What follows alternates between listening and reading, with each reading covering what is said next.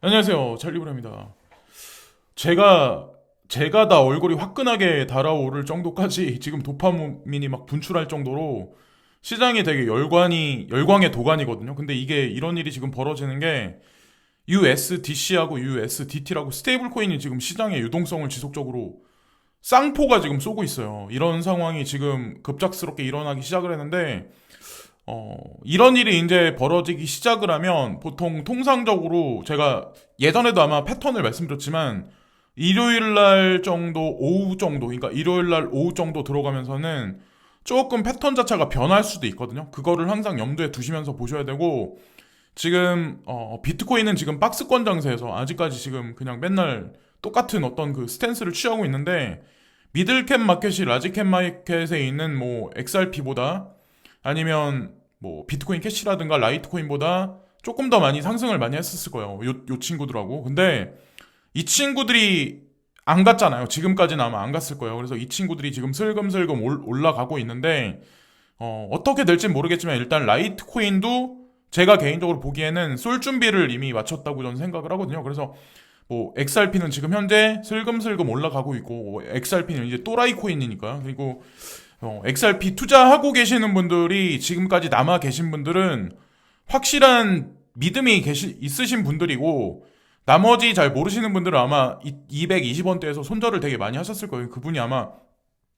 그분들은 아마 욕을 엄청나게 지금도 아마 하실 거고 근데 뭐 그거는 뭐 어쩔 수가 없는 현실이고 비트코인 도미넌스는 60.66으로 60.2까지 아마 지금 떨어졌을 거예요. 떨어져가지고 60을 하향하는 그런 스탠스가 당분간 조만간 나오지 않을까 이제 개인적으로 생각을 합니다. 차트적인 관점에서 봐도 하락 에너지가 워낙 강해서 지금 현재 이제 이런 상황이고 그리고 여기 나와 있는 것 같이 알트코인이 초강세예요.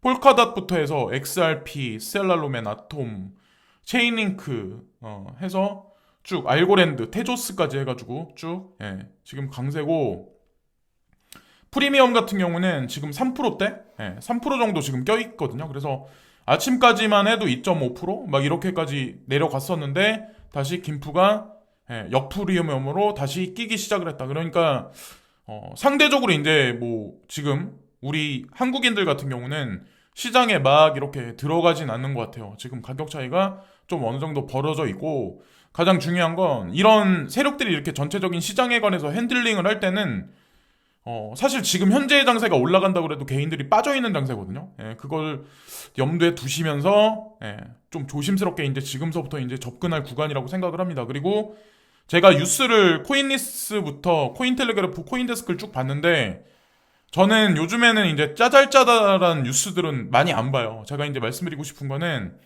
비트페이라는 데가 있는데 비트페이라는 데 그 지갑을 애플페이에 연동시킬 수 있게 이번에 이게 연결이 됐다는 얘기가 있더라고요. 애플페이에 비트페이가 연동된다. 이 무슨 의미일까요?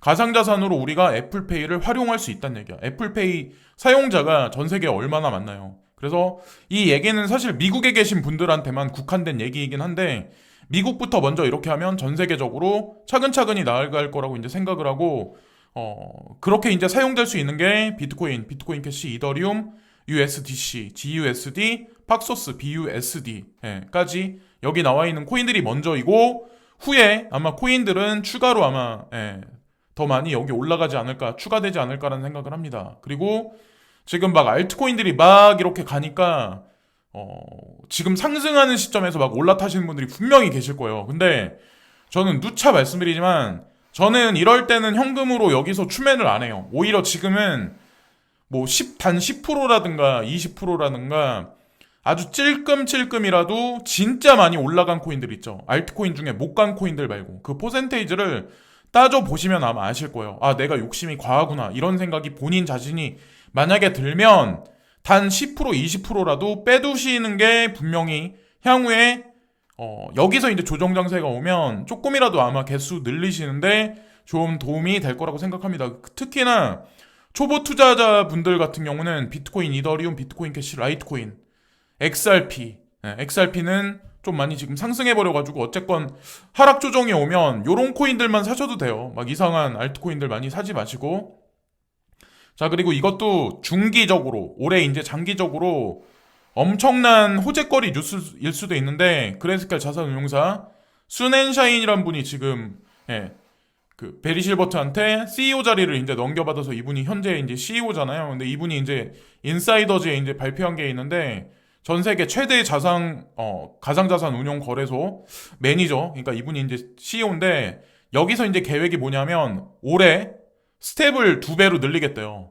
여기 나와 있는 것이 2배로 늘리겠다는 얘기를 하는 거 보니까 보통 회사를 CEO들이 운영을 할 때 스텝을 되게 많이 늘릴 때는 다 뭔가 계획이 있을 때 그러거든요. 그리고 얼마 전에 디지털 커런시 그룹에서도 사람을 많이 채용하는 걸로 알고 있었어요. 제가 알기로. 그리고 자회사도 하나 둘씩 이제 브랜치를 늘려 나가는 걸로 이제 전 알고 있습니다.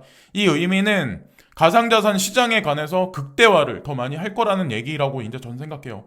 그 시그널이 진짜 많이 나오는 거는 3월이나 4월달 어느 순간에 그레이스켈 자산운용사 첫 광고가 2021년 첫 광고가 아마 CF가 미국 방송에 터지기 시작할 때 그때를 아마 시그널로 보시면 되고, 주식시장 같은 경우도 양적 완화를 지금 유동성 공급을 제롬 파월 연준 의장이 지속적으로 함으로써 이번 주 말까지 이렇게 거대 양봉 캔들이 들어섰는데, 비꼬자고 누가 이런 사진을 만들어서 올렸죠. 경제 칼럼니스트가. 근데 저도 이거를 덧붙여서 이제 말씀드리려고 하는데, 계속 올라가는 건 없어요. 물론 계속 유동성 장세기 때문에 계속 올라가는데 계속 올라가는 건 없다. 근데 여기서 조정을 줄 수 있는 빌미가 되고 트리거가 되는 거는 다시 한번 미중 갈등을 끄집어내지 않을까라고 이제 저는 생각합니다. 제가 어저께 이 얘기를 제 방송에서 말씀드린 적이 아마 있을 거예요. 시진핑 주석과 바이든 대통령이 첫 통화를 2시간 20분 동안 했었다. 근데 바이든 행정부에서 트집을 잡기 위해서 지금 하고 있다. 그 안건에 관해서 던졌다. 라는 얘기가 있다는 얘기는 주기적으로 올라가긴 하지만 사실 중간에 하나씩 한 번씩 던질 거란 얘기죠. 이게 핵심 트리거가 될 거라고 저는 생각합니다. 그래서 그걸 준비하셔야 되고, 그리고 그레이스켈 자산운용사 비트코인이 지난 24시간 동안 166밀리언 만큼 값어치가 늘어났다. 추가됐다. 이런 얘기가 있는데, 이게 수량으로 따졌을 때 어느 정도냐면 하루에 이제 지금 채굴되는 양이 전 세계에서 900BTC예요. 900BTC인데 3,461개만큼 3,461개만큼 지금 그레이스켈 자산운용사가 지금 현재 매집을 하고 있는 거예요. 채굴된 양보다 더 많이 지금 사들이기 시작을 하는 거죠.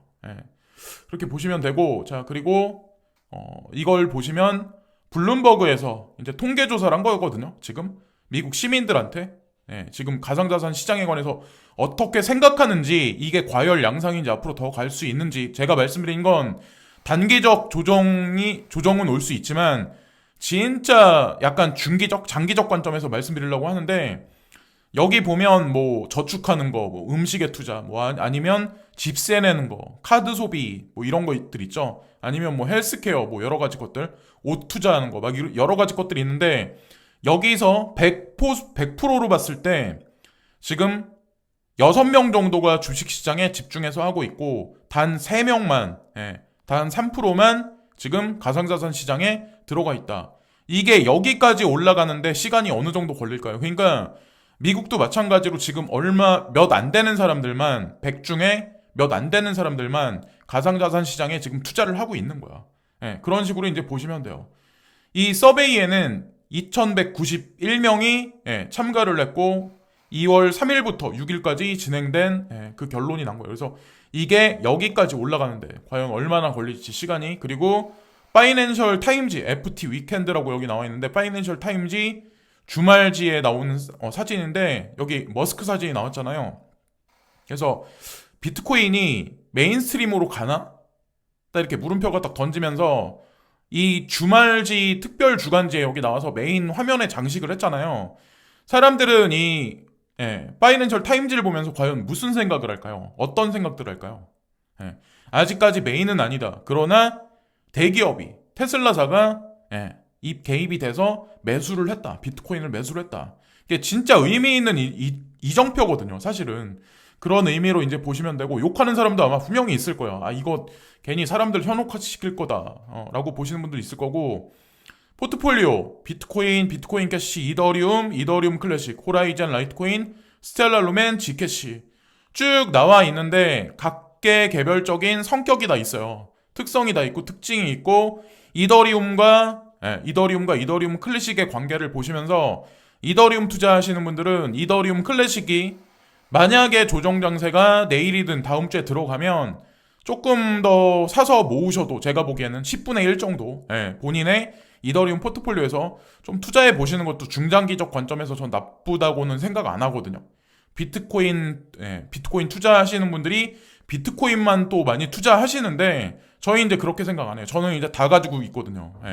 익명성 코인도 많이 투자를 하고 있고, 한국 시장에서 상장 폐지 되긴 하지만, 그리고 GKC 같은 경우는 제가 댓글을 간간히 보면 불안해하시는 분들이 있어요. 내가 바이낸스에 이 코인을 어떻게 옮겨야 되나. 3월 둘째 주까지 결론안이 안 나서 상장 폐지가 될 수도 있어요. 근데 3월 둘째 주에 아마 빗썸에서 발표를 할 거예요. 상장 폐지한다, 안 한다. 그럼 그때 결정하셔도 돼요. 그 전에 결정하셔도 되고, 아직까지 시간이 많이 남아있기 때문에, 그렇게 보시면 되고, 초보자들은, 웬만하면 접근하지 마시고, 호라이젠이나 지캐시 같은 경우는, 좀 하신 분들이나 이제 접근하시면 되고, 차트적 관점에서 아이오타도 쏠 가능성이 있다. 이미 제가 방송 준비하는 중간에, 요즘에는 하도 빨리 쏘니까, 지금 쏠 수도 있는데, 어쨌건 이것도 가지고 계신 분들 한 번 더, 타이밍 올 수 있으니까 그걸 또 보시면 되고, 아이콘도 한국 분들 같은 경우 아마 가지고 계신 분 되게 많을 거예요. 근데 메인넷이 디파이에 관련해서 런칭되는 게 날짜가 언제냐면,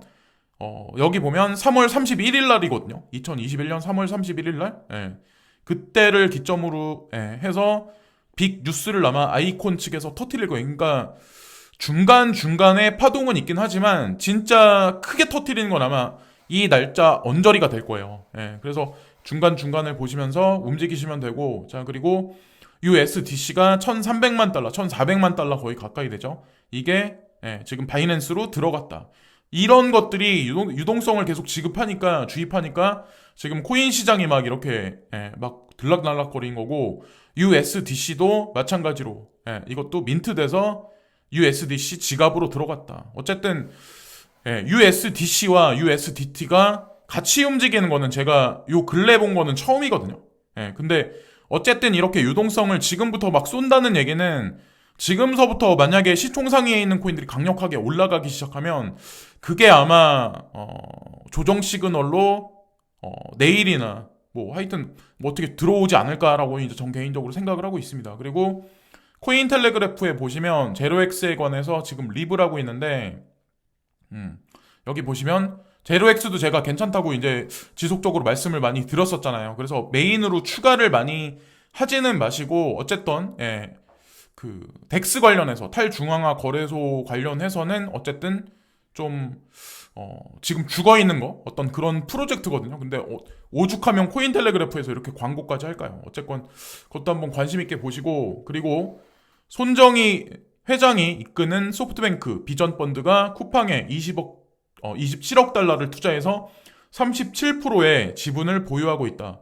쿠팡은 미국 증시 상장이 목표라고 여러 차례 밝힌 바 있고, 지난해 소프트뱅크 주변에서는 비전펀드 투자사 중 다음 IPO 타자는 쿠팡이라고 말했었다.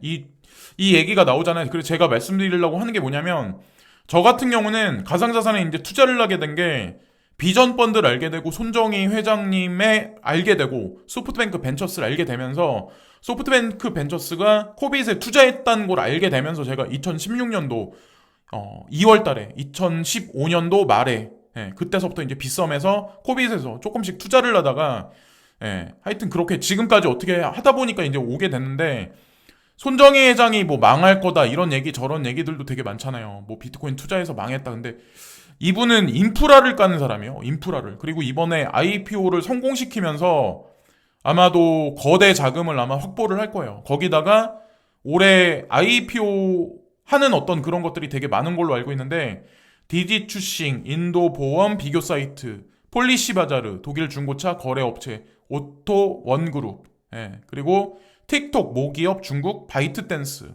전부 다 올해가 IPO가 유력하다는 얘기가 나오는 거 보니까 제가 느끼기에는 올해도 엄청나게 주식시장 그리고 우리 가상자산 시장도 막 이러고 아마 이 지금 IPO 돼서 이런 주식들이 상장이 돼서 막 이렇게 움직이다가 내년 어느 시점이 가면 제가 보기에는 손정희 회장님이 좀 자금을 많이 슬슬 빼지 않을까 개인적으로 생각합니다. 그래서 올해 뭐 하락장이 엄청 오지 않을까 걱정하시는 분들이 있는데 대거 IPO를 손정희 회장이 이끄는 비전 펀드가 이렇게 많이 준비한 걸 올해 IPO를 지속적으로 이렇게 내비친다는 의미가 사실은 불장의 시그널이 아닐까. 주식시장이 됐든 뭐가 됐든. 뭐 한국 같은 경우는 카카오. 예. 카카오가 움직이는 여러 가지 프로젝트 자회사들도 IPO를 주기적으로 아마 낼 거예요. 저 같은 경우는 카카오 같은 경우는 100만 원까지도 보고 있거든요. 개인적인 뭐 생각이긴 하지만 그리고 마지막으로 이제 제가 말씀드리는 거는 방송을 듣다 보니 마나나 네오, 제로엑스, CVC 그러니까 제가 다 말씀드렸던 거죠. 등 소액으로 계속 매입 중 비코를 시작으로 25가지가 되었는데 신세틱스 그리고 QKC를 더 추가하고 싶어요. 참고로 신세틱스는 아마 지금 쐈을 수도 있어요. 제가 알기로는.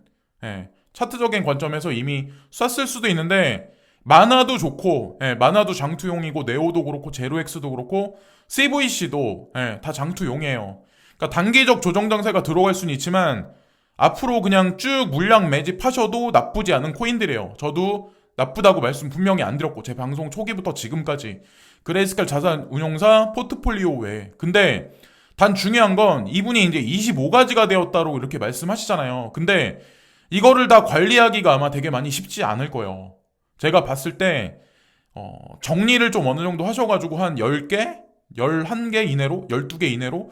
그 정도로 좀 줄이시는 게 제가 보기에는 좀 낫지 않을까. 이분 뭐 30가지까지 늘릴 수도 있다. 이분은 이렇게 말씀하시는데 글쎄요. 뭐 모르겠어요. 저라면 관리하기가 좀 쉽지 않지 않을까라는 생각을 합니다. 물론 뭐 다 좋은 코인들이긴 하지만 그래서 지금 현재 이제 시장이 막 이렇게 움직이기 시작하니까 여러분들 이제 도파민이 막 이렇게 흥분해서 저같이 막 지금 막 이럴 텐데 이럴 때가 사실은 이럴 때가 뭐 1시간 만에 뭐 2시간 만에 급작스럽게 막 이러진 않겠지만 어쨌건 시총 상위에 있는 코인들이 마지막 축포를 좀 많이 쏘면 좀 그때가 좀 약간 위험 구간이 아닐까 한편으로 좀 생각을 해요. 그래서 내일은 오늘은 모르겠고 내일은 로그인을 아침서부터 저녁 늦게까지 좀 해보시면 제가 보기엔 어떨까라고 생각을 합니다. 왜냐면 대응하기에 더없이 낫다라고 생각합니다. 스탑 루스를 어설프게 하는 것보다는 그게 조금 더 나을 수도 있거든요.